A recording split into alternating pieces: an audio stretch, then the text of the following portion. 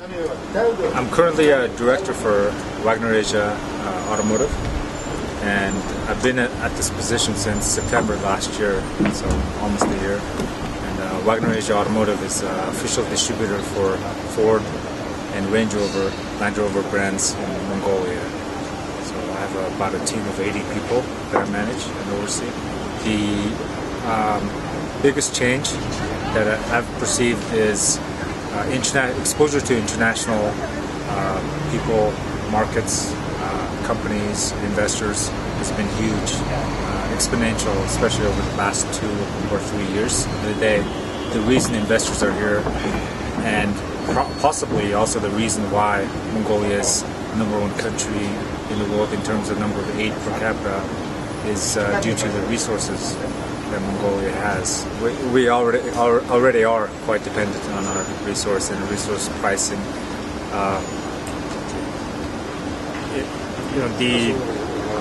One thing to mention is that the prices of our exports are low enough where I think we're more immune, more or less, to the global economic downturn should it happen. Because I think China will continue to buy our coal because our prices are so much lower today. But I think in general, Mongolian people are very optimistic people, and we tend to think and hope for the best. And so I'm a hopeful. I'm back in Mongolia, what you call a repat, and working back home. Well, I think any country has a place in the global economy. I mean, Mongolia definitely has its challenges, but I'd like to think that it's progressing, and I think a lot of people do think that.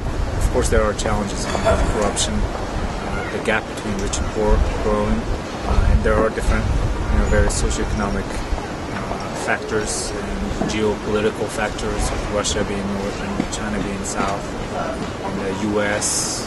possibly being our third neighbor. And so there are various different economic, political factors. Obviously we're representing Ford, which is, I wouldn't say is low cost or high tier, high end either. And also we're representing Range Rover, which is probably a high end product. As a director of a company, of course, I have responsibility to my employees first. But one of the things also I've been doing, in addition to all of the works we've been doing for employee satisfaction and engagement, with compensation, working environment, and so on, we've also been doing some social responsibility, corporate citizenship type of projects. So far, I've mainly been speaking from, my role as a head of a company here in Mongolia. But personally, I believe in, not just developing myself, but I mean that as a part of the step to be a better citizen, to be a better person, and I believe in doing good for the society. I've been involved with NGOs, or for tutoring, and so on since I was in high school. I think in general, part of being a global citizen is trying to find a balance where you're achieving success, or you're doing well at whatever career or work that you're doing, but also try to do good for the society or the environment as best you can. It's tough. I think by doing good for society and the environment, you just go live in a cave, which would be a challenge for any of us. But at the same time, it's part of human nature is to sometimes to test the waters and to go after challenges and see if I can do something. And so for me, and also for I think a lot of people, that's part of the need for human nature to see what they can do.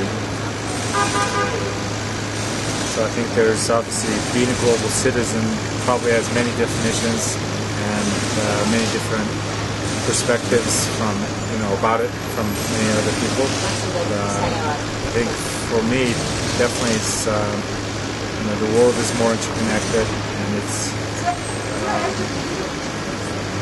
just being more aware about what's happening in the world, and understanding